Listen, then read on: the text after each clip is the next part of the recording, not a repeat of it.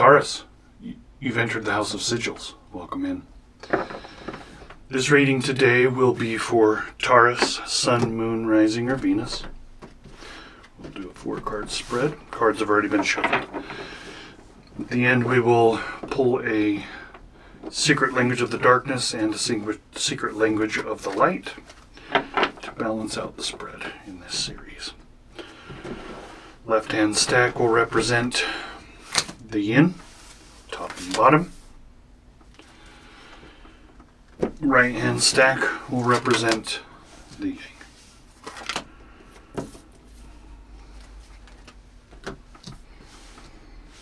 Taurus. Let's see what's going on. So we have the star. We have Aquarius energy. Is there an Aquarian in your life, Taurus? Is there someone that is showing you the greater beauties and the pleasures in life? This is a card of karma.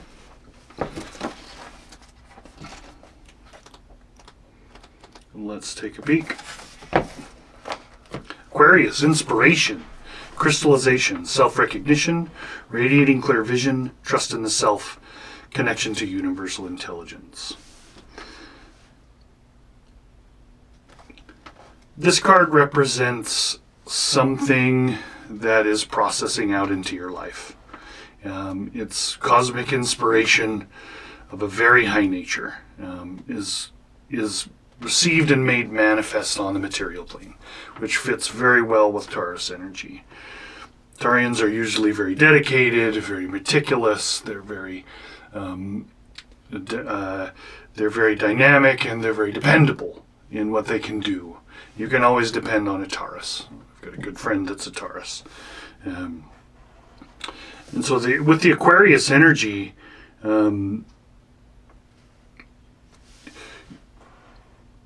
it is highlighting those things, or that person that is close to you, that is of such radiance and quality of being that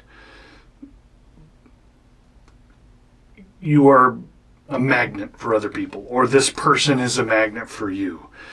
And I'm not sure what it is, but I'm getting a strong intuition or knowledge that this is someone that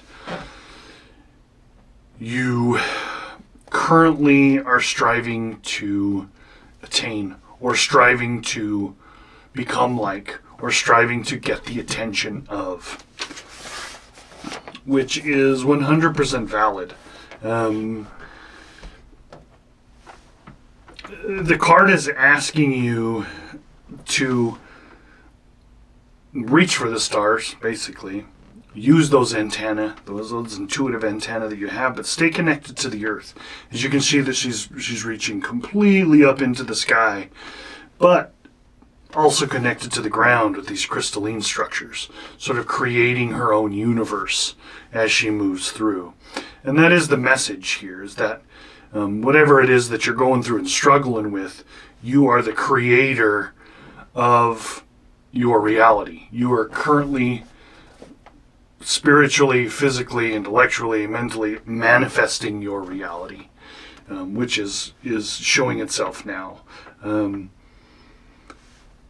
There is a bit of the card that asks, are you completely fulfilled with what you are doing here on Earth? And so maybe you're in this place where you're thinking about making this transition into some other aspect of work, but this card here is suggesting, it's asking, are you doing everything possible to bring about your highest potential? Are you being that person that the universe is calling you to be? Let's take a look. Let's get a clear picture. Let's take a look at the way you're expressing yourself or showing up outwardly, right? So this is what is your effect on others and how you're affecting your environment. And we have a card of fire, the sun in Aries. So this card is asking you to stay centered in your endeavors. It's asking you to Find that place where you can be grounded, so that you can create. Let's take a quick peek. This is sort of the Ace of Wands is the pure inspiration of fire, followed by the 2, which is putting that fire into motion in a certain direction. And then 3 is keeping that fire in place and embodying that fire, and then so on and so forth. And let's get a little deeper look at the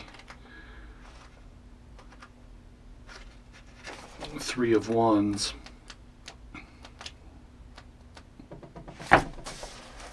Sun in Aries, virtue, integrity, honesty, self-confidence, no compromises.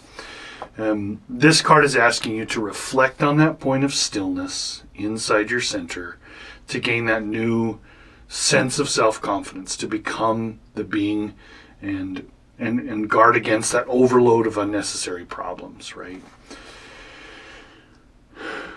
Your internal wisdom is strong enough to overcome any anxieties that you have about whatever move it is you're about to make, whatever you are creating in this moment. This 3 of Wands is asking you to stay centered in the energy that you have moving forward, right? And if there are any self-doubts, to meditate upon them and to understand what those doubts are. And those could manifest internally, whether they're doubts or fears. And let's take a little closer look at what you are receptive to and what you're open to, which people, energies, and events that you are currently attracting. The Sun, super powerful card. So this is the most positive card in the tarot. Taurus, I can't help but feel that you've heard the call. You understand that the happiness is in the sunshine, right? This is a card of creativity, a card of happiness, a card of integration, right? It's asking each individual to see their reality in the sunlight. In the card, you can see this ring around the hill, and it's gated. Each person has the key to unlock that pure potential, that pure sunshine. You can see all of the zodiac signs are represented here. Let's take a quick look at the Sun, a little deeper.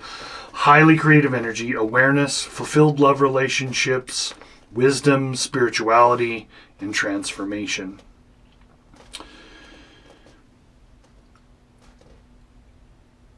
As I had said before, the entrance to the peak, the entrance to that peak moment of pure happiness is inside us all. We each have the key to obtain that, right? This freedom, though, is gained and expressed in ecstatic joy and enthusiasm, right? Now all of the energies are fully available to tap into for this creative process. By staying centered and tapping in, you can create that thing which you know you are and wish to become, or that project that you're working on. Fulfillment is possible, right, with the Sun card. So relax and enjoy what's coming. Give yourself up to the dance, right? If this is you trying to elevate yourself for that partnership or for that person that you've come to possibly love, the right partners find each other. They always do. Now, it doesn't mean we might make missteps and find the wrong partner first, but the right partners always find each other. And then, what projects and tasks are you working on right now? Dive into them, right? Dive into them. Go full steam and enjoy the process. Enjoy the ride. Let's take a look at the key. I don't necessarily see these cards as a problem. However, sometimes looking at the key card as a way to get around a problem or out of a problem or a problem to overcome, sometimes this shows the problem. And these cards at the top show us the way through the problem. Let's take a look. It's a Knight of Cups. So this is, in Rider-Waite Tarot, this is the King of Cups, right? So This is the fire of water. And I always look at the Knight of Cups as sort of Lancelot. And it's funny now because well, maybe not funny, but very fitting now as what I was picking up on. If this is someone that is looking to obtain the star, maybe this is a dream come true for you. Maybe this is, the dream girl or the dream guy. I'm not sure. But there's something that you have set atop of a pedestal that you are trying to create or make or commingle with. And the key to doing that, so with the Knight of Cups, when you think of Lancelot, right? So, and I always think of Lancelot, like I said, like he has the purest of intentions, right? He's suave, he's romantic, he's handsome, he's a warrior, he has all the right words.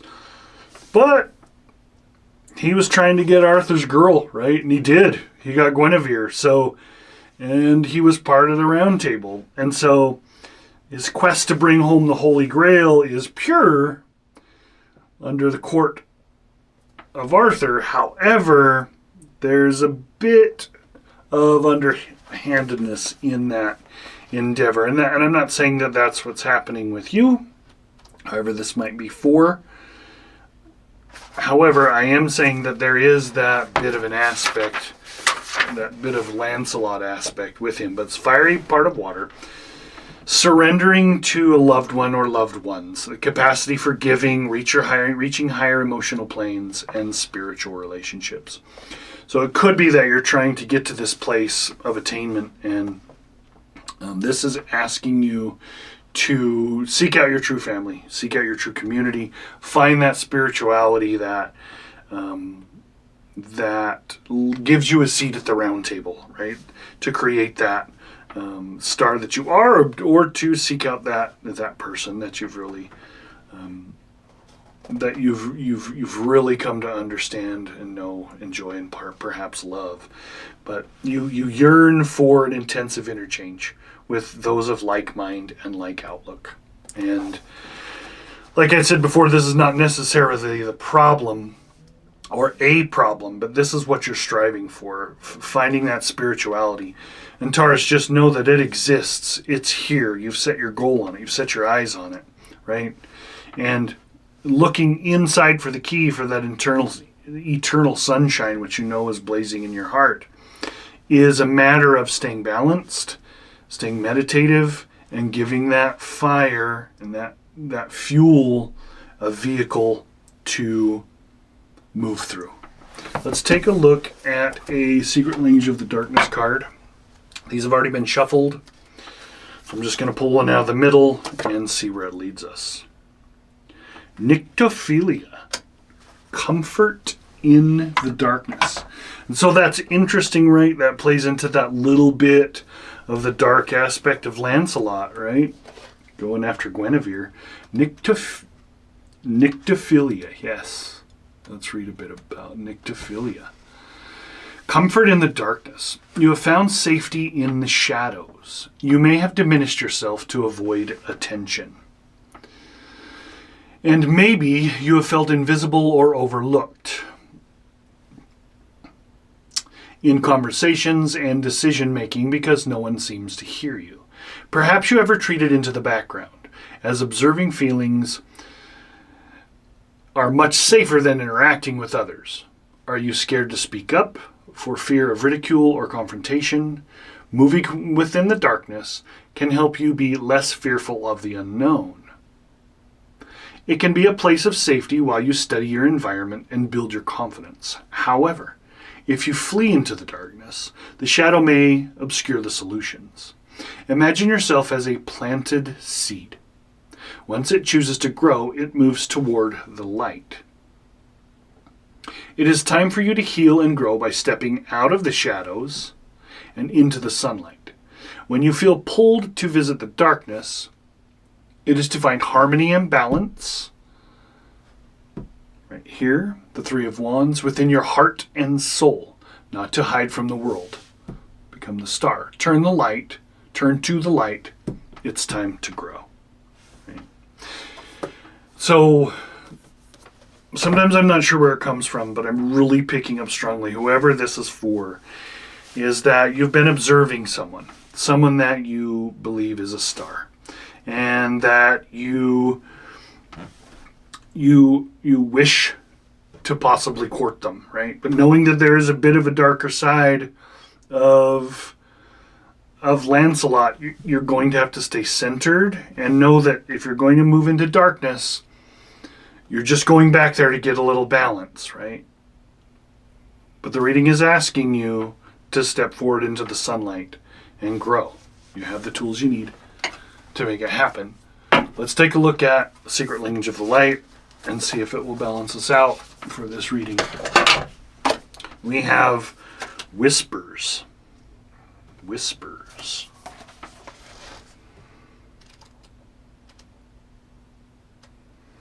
Let's see how this evolves. Tune in to your soul voice. Your mind and heart are expanding to hear your soul whisper.